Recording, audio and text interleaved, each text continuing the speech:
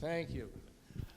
I'm not really used to electronic communications, but as I'm losing my hearing, I'm appreciating them more and more. So I appreciate the opportunity to be with you. Doug Sears. Oh my gosh, there. All right. I don't want to drop the mic, that's too tempting. But I'm the president of the Tewksbury Historical Society.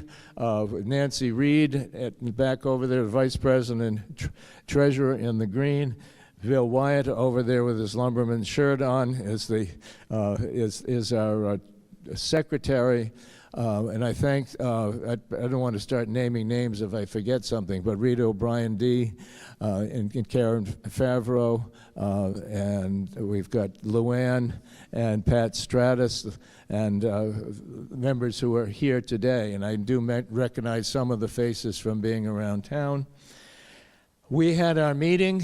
You don't have to be worried about hearing about it. Very unexciting, but it will go down in history and be recorded somewhere in the archives of Tewksbury's video collection. I'm very glad that we have this sort of a spin-off of Comcast, so we're actually allowed and able to record all sorts of interesting things around town. And there is a Tewksbury YouTube site where you can go and see all sorts of things. Nancy and I put together a while back the history of Tewksbury, 400 years and 40 minutes, in conjunction with Tewksbury, England, swapping their stories with ours. But without further ado, I am, things kind of come together, like my grandson Pascal's 4th birthday, which right now, as I came over here, we have probably about 20 parents, about 20 cars, parents, kids running around 80 Geiger Drive right now. I was a bit apprehensive because of the weather and also because he goes to school in New Hampshire. But our street is now aligned with New Hampshire license plates. And so I'm going to have to duck out in a little bit. I've apologized to Stacy that I have to. But I wanted to give a little bit of background here, just a personal privilege. You have with you a document there from the Massachusetts, and the New England Historical Society about my great-great-great-great-great-grandfather by the name of John Sears. Now, the Searses arrived on the Cape early and stayed down there, my generation, up until 1900, when my great-grandfather came up to Milton, Mass. To be an accountant. But that there's still folks who are down there, and there's an old Sears graveyard. It's been in 3 different towns. It stayed all the same place, but it has towns have moved around. It's currently looked at as being in Brewster, and that's where the gravestone of John Sears on the cover is located. And you can see it says, John Sears, inventor of salt works. And he was born and he died in 1817 at the age of 72. Why is salt important? I think we all know the answer. I just think in Ukraine right now, Putin and his mercenary crowd is going after Bakhmut there. We hear that, and sort of a not very major town as far as things go. But that's where the major salt works are over there, and that's why Prigozhin, or however you want to say it, is fighting with along with these mercenary troops to keep the area, because he's a businessman and wants to make sure that he has a salt supply. Now, John was a ship captain, as many folks were down there. There wasn't too much you could do. You could be a farmer, you could be a fisherman, you could be either work or build ships or sail on them. And when he retired, he became sort of the town character. He had narcolepsy before they had a name for it, and would fall asleep at times that industrious Puritan stock would say, "Why are you sleeping, guy? You must not be all that with it."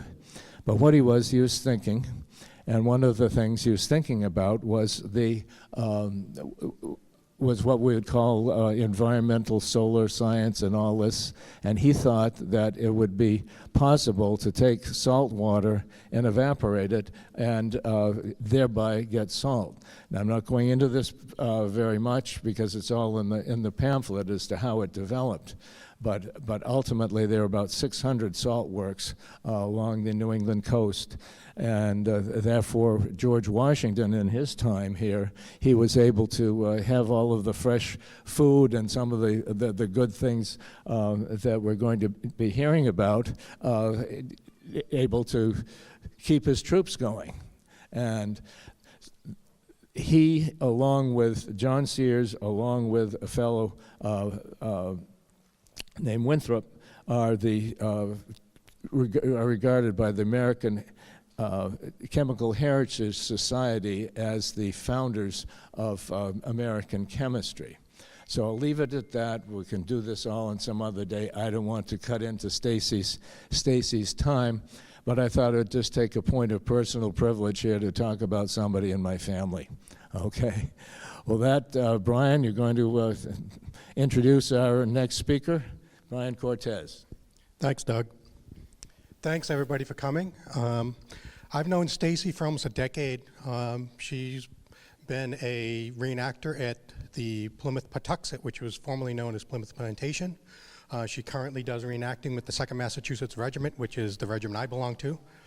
So she goes to all the encampments, prepares food, does demonstrations for the spectators about colonial cooking. So without stealing her thunder here, I would like to ask Stacy. Sorry, I just turned mine on. I just turned my back off. Stacy to come up and Stacy Booth.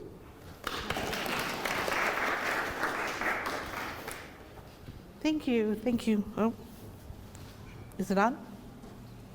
There we go. Can you hear me in the back? So what we need to happen, and sorry, I kind of a last minute request for that microphone. We can't have the mics too close to each other. Okay. Brian is really right. Sorry. So thank you very much, Brian, for that lovely introduction. Thank you to the Tewksbury Historical Society for hosting me. Thank you, my friends and family who supported me, and thank you to all of you here today. My name is Stacy Booth. I'm a foodways historian. My specific area that I follow is colonial foodways, specifically for North America, United States. So that follows both American and European. When I say colonial foodways, what I mean is with colonial, the time period where we were a colony. So relatively the early settlements like the Pilgrims from the 1620s all the way through to when the Revolutionary Wars won in the 1780s. Obviously colonialism happens around the world. It varies in place to place, but that's what I'll be specifically talking about today. When I talk about foodways, it's the entire process of growing, processing, cooking, preserving food, and how that interacts with not only in sustenance, but also with people in societal and family situations. So obviously food is power, food is culture, food is religion, so all these things interact together. So that's when I say I'm a colonial foodways historian, that's what I mean. So this particular talk is going to be a comparison of sorts of an 18th century colonial housewife and an American Revolutionary soldier, and both not only the foods they would consume, but how they would make them. And for a colonial housewife, there really is 5 different points that affects their ability to make dinner, pretty much, is seasonality, accessibility, the region they're in, the heritage where they come from, and their preservation techniques. Seasonality, very self-explanatory, means things that are in season at the time. Modern days, we have access to many things at all times of the year with refrigeration and transportation, so we don't see it as much as they obviously would in that time. And it's not just with fruits and vegetables, but also with meat, with dairy, with eggs, most things that you would consume. Accessibility would also be key. If you are near the shore, you're going to get a lot more fresh seafood than if you were in the Adirondacks of New York or if you're up in the Appalachian Mountains. Going north to south, you're going to have more access to different types of grains. You're going to have access to foods at different times of the year. So accessibility is very key. If you're in a city, you get more imports from Europe and from Britain. So those things are going to all affect what you have to put into your food. Region, again, accessibility is one thing, but region is another thing. Where you're at usually dictates your weather, your climate, where you are sociologically. Being in a city or on a plantation, if you're the owner of the plantation, you're going to be eating a lot different meals than the people who are working the plantation. So where you are in that spectrum is going to affect it as well. Heritage. We live in a very English-settled part of the area in the 18th century. English food, specifically East Anglia, is very prevalent in this area. Minus the apples, which are very West Country. So you have whole townships that came over in the 1700s to settle these areas. And they brought with them their cooking techniques, their dairying processes, their ability to preserve their foods. So that was a very big influence here. If you go further south to New York or Pennsylvania, you're running into Dutch and German influences, not only from immigration, but because the Dutch owned New York before then. So you have a lot more sausages, and you have a lot more things like cookies, which are a Dutch treat, which we have some treats back there too later on if you'd like some. So heritage is very important in what they're going to cook as well. And then finally, most importantly, preservation techniques. Lack of refrigeration, we use refrigeration and canning. Both those processes really did not exist for an 18th century housewife. Canning was later, once they figured out how to get rid of botulism by boiling things and making glass jars in abundance. That's when canning becomes a thing. And then obviously the transport of ice is very important for refrigeration and the movement of things quickly. So salt, drying, vinegars, sugar, alcohol, are all things that they're going to use as preservation techniques. And I'll get into more detail as we go along there. But all of these are going to affect how a housewife cooks. And for myself, through the talk, we're going to focus on New England housewives, specifically probably in a town outside of Boston, middle class, right, like a Tewksbury would have been. So you would have had not the great dinners every day that you would have if you're a Virginia plantation owner like Martha Washington, but you're also not to the point of being a laborer or having to work a lot, or sadly there also is a lot of slaves in the time, so people like working in rice plantations or tobacco plantations have a very different diet. We're going to shrink it in. We're going to talk about the middling New England 18th century housewife. And with that being said, we're now also going to talk about the typical soldier, non-officer, of the 18th century, mainly for the American Revolutionary War. The slides I have here, the one on the left, is actually the broadside delivered out by Congress, stating the ration amounts for the Continental Army. It's very similar to the one that was put out by the Massachusetts Provincial Congress, and that was put out in June of 1775, right before Bunker Hill. So after the Battle of Lexington, right before Bunker Hill. This is very similar. The only two things that are different is they don't have malt beer, and they took out the vinegar ration. And that's more because they start saving the vinegar ration for hospitals, and that's a whole other topic. Vinegar is very good disinfectant. So they use that a lot. I put on the right side something a little bit easier to read, because obviously this is not as easy to read, but the daily or weekly ration for an American soldier would be this. So it's 1 pound of beef, or 3/4 pound of pork, or 1 pound of salt fish per day. So that's going to be the meat ration. 1 pound of bread or flour per day, 3 pints of peas or beans, and these are usually dried, per week, or their vegetable equivalent. So if there's fresh vegetables available, they could interchange that. 1 pint of milk per man per day, 1/2 pint of rice, or 1 pint of Indian meal per man per week. So native corn, Indian meal, cornmeal is another way of saying it. And then 1 quart of spruce beer or cider per man per day, or 9 gallons of molasses per company for 100 men. The molasses is a byproduct of sugar, often used to make either a spruce beer. It can also work in the distillation of rum, and rum is a very popular drink for them throughout the American Revolution.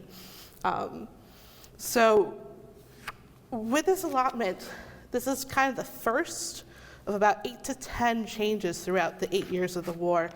Really, supplies change. At the time of 1777, supplies are so limited that they focus on the meat, the bread, and then they offer a gill, which is this size, of rum, whiskey, or spirits, depending on what's available. This is a little less than half a cup.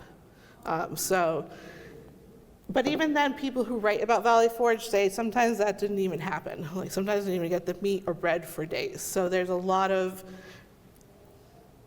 not consistency when they're getting these things. But when you go forward, they try to remain as consistent to this platform as possible, either with the meat or the bread or the peas. If you don't have milk, they usually substitute rice. They'll add things and take away things depending on availability, region, accessibility, all the things that a housewife would have influence with. With the erratic food supplies, though,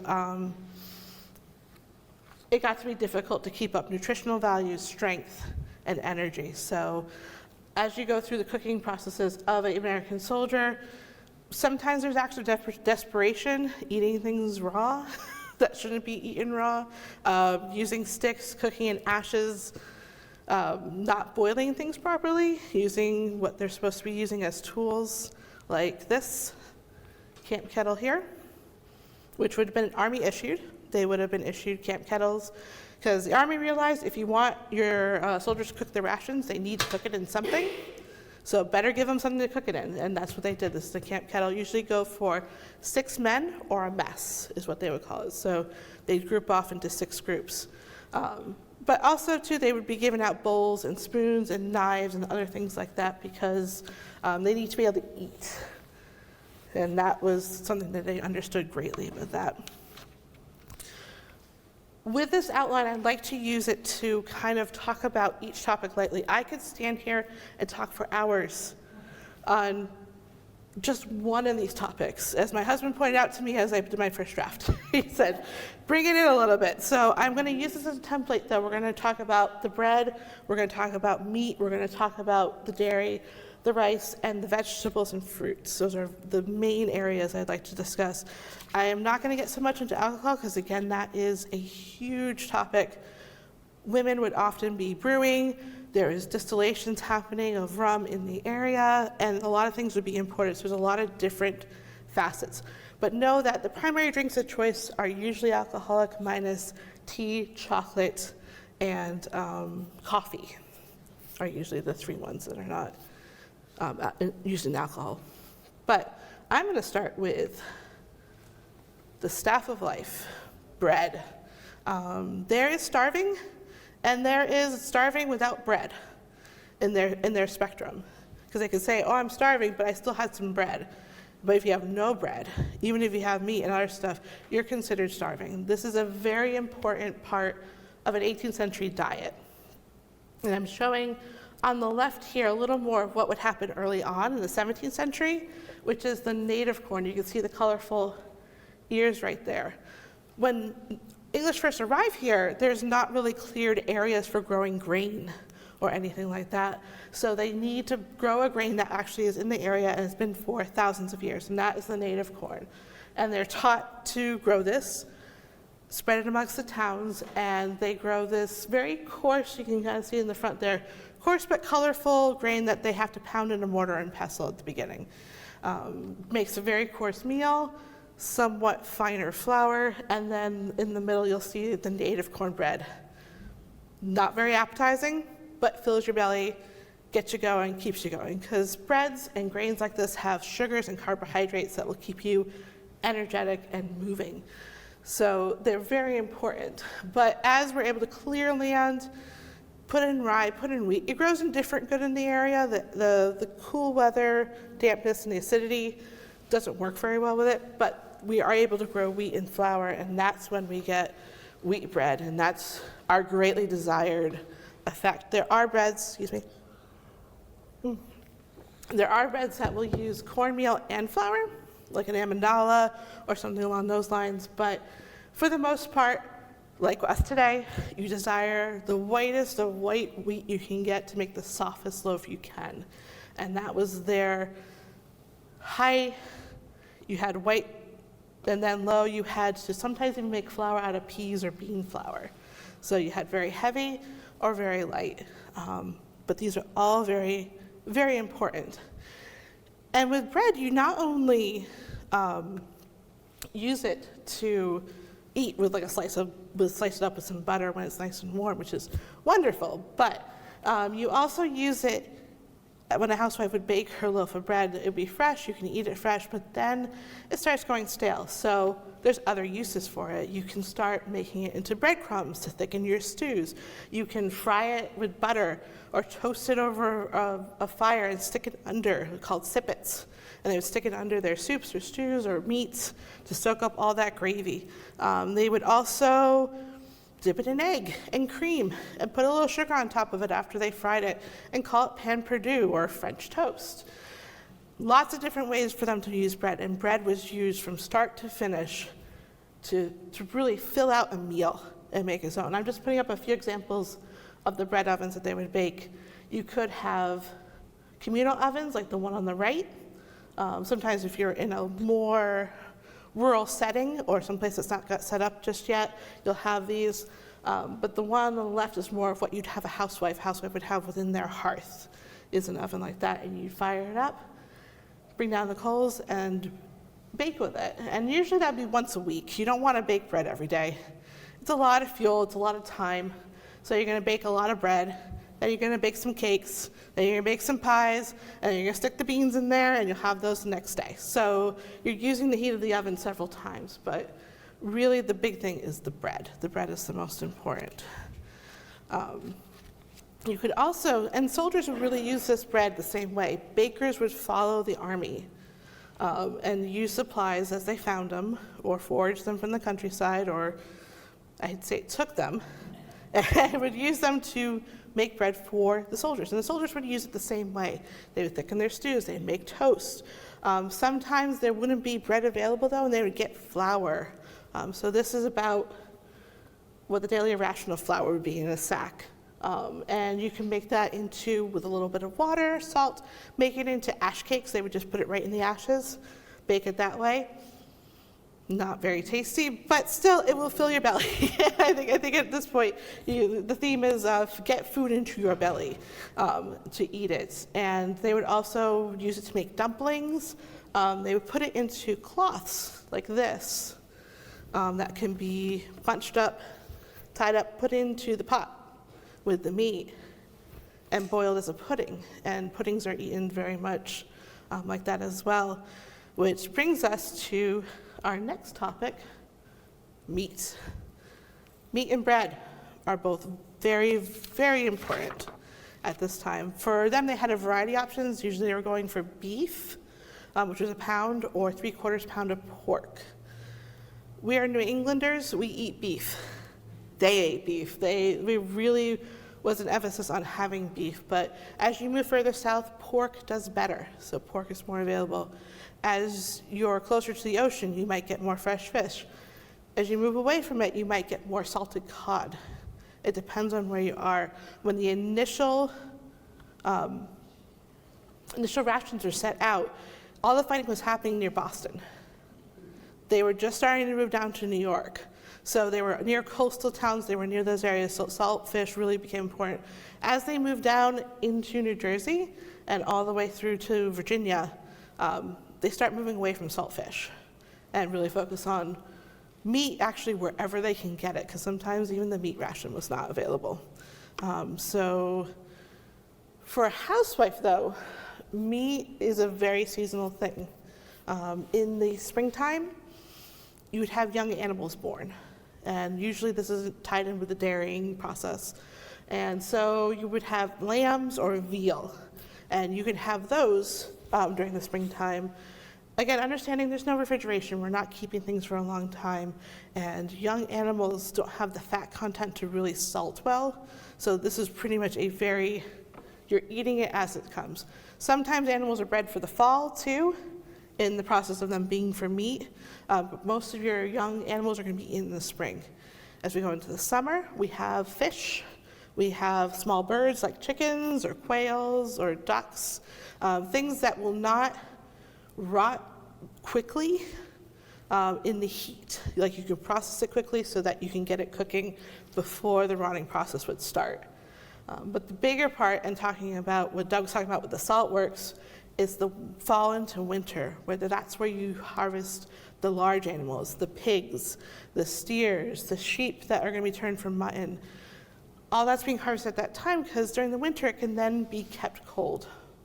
And they can actually store it in their attics frozen, or they can put it in other places where it won't rot as quickly while they're doing the process of salting or smoking or potting their meat.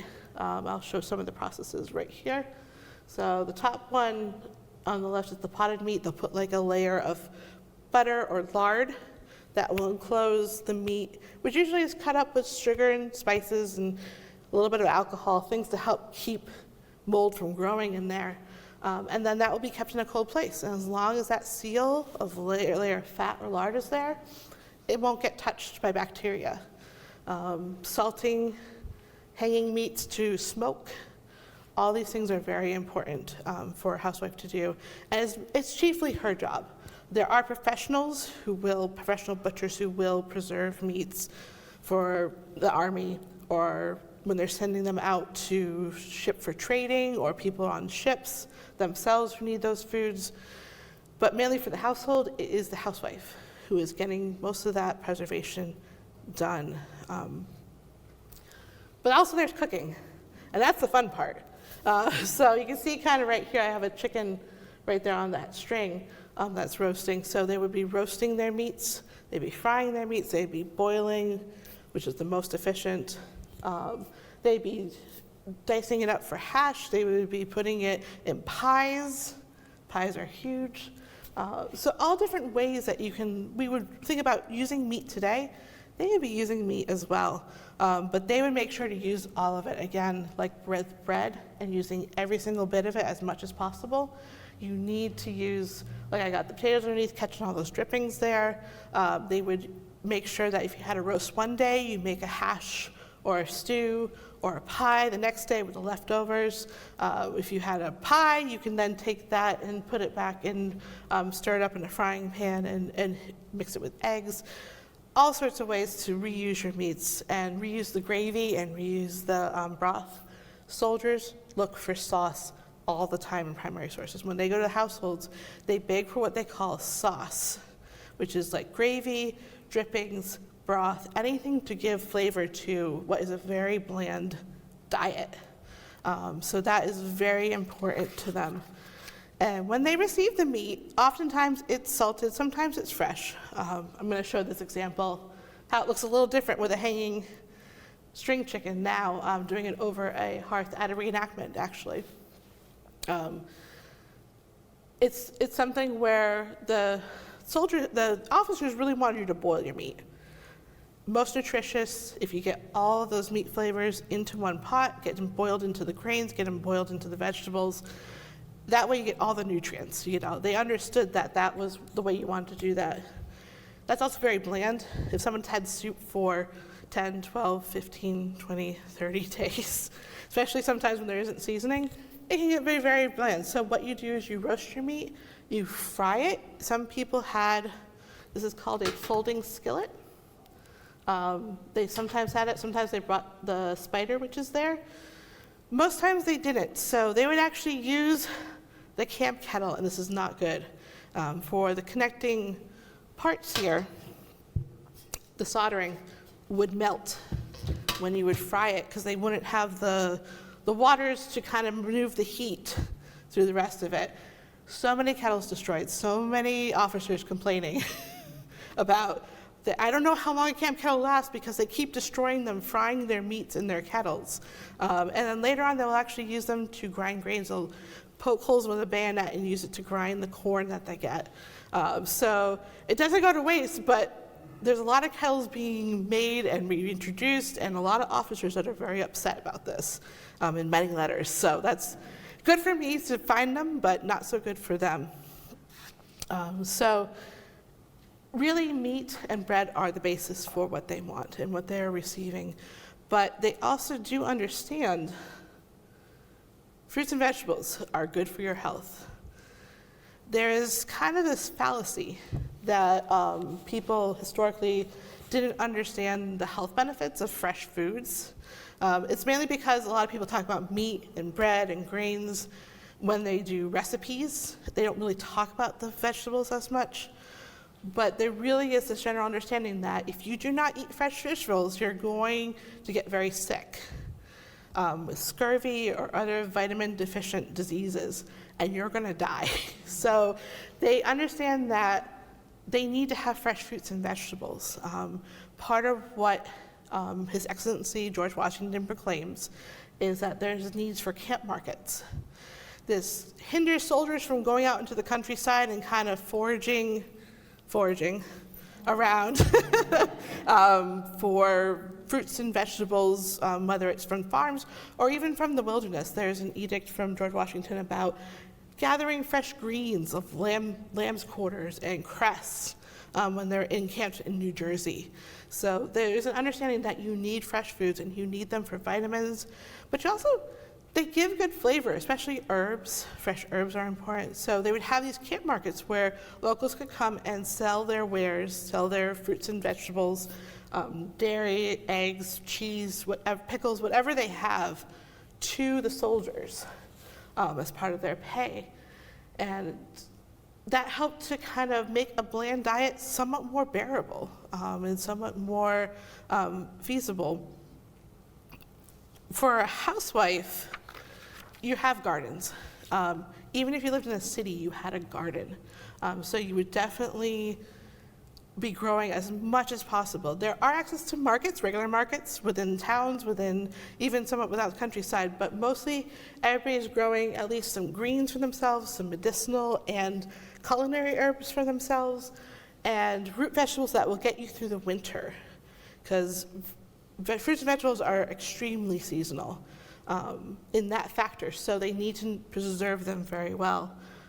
One of the ways, and I did this experiment, was drying pumpkin slices, drying apple slices.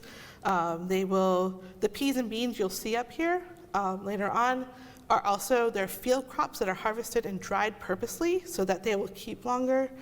The other things you can do is vinegar, very important in pickling processes. Not so much the pickles that we have now, but more like relishes. I'm not going to remember the term right now, it just flew out of my head. But mainly relishes and things like chutneys, there we go, chutneys, things like that, that will kind of add some spice to something in the middle of winter when you've had a lot of dried, salted things, and you're kind of like, I need a different form of taste. And they loved variety in their taste. They loved sweet and sour and hot, and like, they had a good palate. So this is one of the ways that they do it. They can hang things up to dry. They put fruits in sugar or alcohol. Those are ways of preserving and taking those strange fruits, put them into baked goods or make preserves. They didn't really make jams and jellies. Again, canning is not a big thing at this time. So the whole jelly and jam process that we know today doesn't exist too much, but they will at times make preserves that will be put into baked goods to be eaten as such, or layered between cakes or things like that. But for the most part, they don't really put it on their toast in the morning.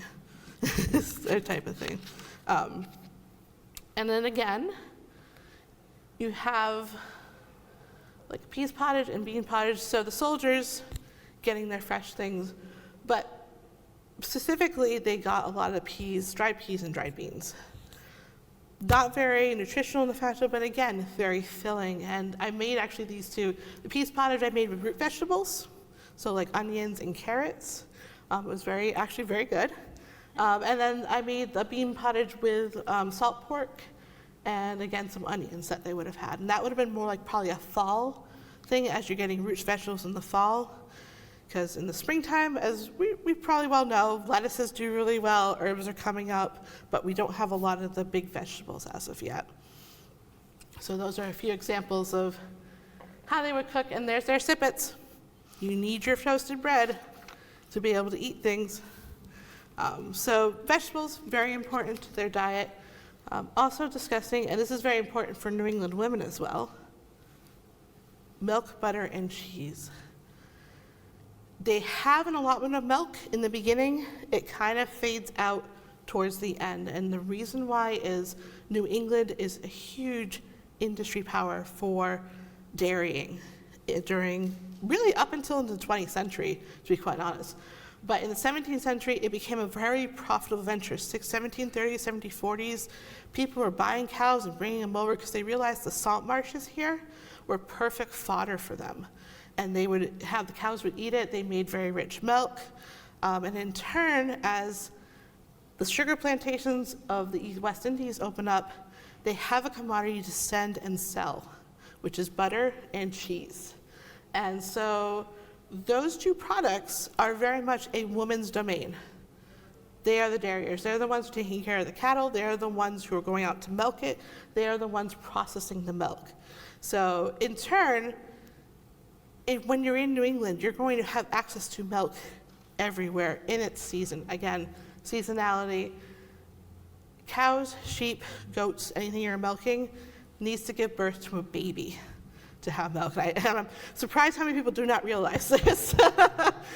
So when they're starting, so they're asking like, well, why can't you get milk? And I'm like, because it's a heifer. It hasn't given birth yet. It's not a cow yet. So they would make sure to take care of these dairy animals. They would milk possibly twice daily, depending on where the cattle are located, usually within close fields. They get driven around from place to place communally to be kind of grazed. So they'll go find their cattle, they'll milk them once or twice daily, depending, let the cream set for the night, skim off that cream, and I'll actually go to the next place so you see kind of what a dairy looks like. This is the one actually at Old Sturbridge Village. And you'd have this nice cool room where you could skim off that cream, take the cream, and you would churn it, I have my little churn right there, and make it into butter. So you have butter and buttermilk. Oh no. Okay. So you'd have butter, and you would use the butter and the buttermilk. Buttermilk could go to the pigs. Lots of people drink buttermilk in the 18th century too. That's another drink that I should bring up. Soldiers will ask for it because it's a very cheap commodity. People drink it. I've had it. I don't like it. I think it's a very acquired taste, but I think when you're also pretty desperate to drink something, buttermilk will suit the bill. But the butter then can be either packed and put away for instant use, or packed with salt and put into a cask, used later on in the household, or again, sold out into the local economy, or sold out onto ships that will then bring it to other places. And then again with the cheese, you're taking the milk that you skimmed the cream from, you go over to warm it in like a little pot that's on the end there. Bring it up to the temperature of your blood. So if you put your finger in it and it's about as warm, like it's not too hot, it's about as warm as your finger, that's pretty good. You add rennet to it. Now you'll see that circular thing in the middle is the dried lining of a calf stomach. Young animals are used because they obviously process milk into food. This is what will curdle your milk and give you curds, which is what's going to make your cheese. So you put a little bit of that stomach into water. You use that water, and it's only like a little bit, like a couple drops, into the milk that you've heated up, stir it, let it sit. Come back in an hour, you've got curds and you've got whey. And you cut that up. And there's two things you can do. You can either put it into a cloth like this, hang it up by your hearth, drain the whey out, and then have like a cottage cheese almost for your dinner. But the other thing you'll do with it to make the cheeses that you see up top there is to put it into a press. And you'll press out all that whey. The whey is what's going to rot your cheese. Same way as buttermilk will destroy your butter. You're getting all that moisture out of there. So they're pressing out all the whey. Once it stops draining, you make a brine. So it's salt that will float a fresh egg. If you've ever put fresh eggs in water, they sink. If you could float a fresh egg in salt water, it's salty enough to make a brine. So they'll put the cheeses in there to float. They kind of flip them around back and forth, make a crust on the outside. And that's why it's a little bit darker, you can see on the outside. And they'll sit there, rub them with butter, flip them daily, sometimes twice daily, for 2 to 6 months. And then by then you have a light cheddar, I guess is the best way to put it. If you go a year, you're heading towards Parmesan land. So, so it depends on but usually it's going to be about 6 months. Cheese is used for bartering everywhere. You're getting stuff from the store with cheese. You're paying taxes with cheese. Currency in the Americas was non-existent. You couldn't make your own money here. So money came over from other countries to be used within our system. So when you don't have money, you use your goods. And for a housewife who needed to pay things, cheese. Cheese and butter, that's the way they do it. So going back to soldiers and what they're doing with this, they're either cooking with the milk or they're getting it in butter and cheese. And I think they say a pint of milk, and when you're in fresh area like New England where you probably could get a pint of milk a day, the dairy maids, let me go back a moment. Dairy maids walking around with their pails, doling out milk in the morning once the milking is done. That's probably very prevalent. During the winter, and probably as you head further south, you're more likely to get butter and cheese. But really, once you start heading into Virginia, they kind of get rid of the milk entirely. And they go to rice. Because Carolina is where rice is grown. And Carolina, Georgia's. And that is their grain. So what I was talking about with native corn at the beginning, rice is for the people of the South. They use rice to make bread. They use rice to put in stews. They use rice to make into sweet dishes like rice pudding. They have rice pudding too. So all these, it's really used specifically as a universal grain, just the way the native corn is used for us. But they really push it that much further, I think because of the milky, starchy substance that comes off of it, and say, we're just going to cut out the dairy, and that's going to be the dairy ration from now on. Mainly just accessibility. Not to say they didn't have milk in the South. I will say they had cows, they had milk, but it wasn't the industry and it wasn't as big as that. So, but again, like I was saying, with native corn, with rice, with native corn and rice, you can use it to thicken your stews. You can use it to make bread. You can use it to boil in puddings. Pudding is anything boiled in a cloth, or sausages are considered puddings because they're boiled in casings. So it's put into something is where pudding really comes from. But all these things are used to kind of bulk up and add things to the diet of both housewives and the American soldiers. They really both work on the same spectrum. Again, sadly, a very bland thing. You need seasoning, you need sustenance to it. You can get it from fresh herbs, you can do that. There are actually settlers as well that will bring spices to the forefront. So cinnamon, nutmeg, clove, ginger are all very prevalent, and you'll see it's on the treats in there too, are all very prevalent for everything that they're cooking. What is very specifically very for the rich in medieval times becomes a huge thing for the 18th century with the accessibility through shipping and traveling lanes, and pepper also is another one that is very big as well. So if they can get these things from settlers, it takes your hasty pudding, which will taste like cream of wheat with nothing in it, and adds a little flavor to it, adds a little spice to it, adds some ginger and cinnamon, and it takes it to something that's very wholesome and filling. And also, food is very important to any person that is, far away from home, is fighting in terrible conditions, and they want something that tastes like home. And all these flavors, all these foods, all these situations really connect these people to it. Which one are you laughing at? Oh, yeah, you're up there. You can see Brian in the red waistcoat right there.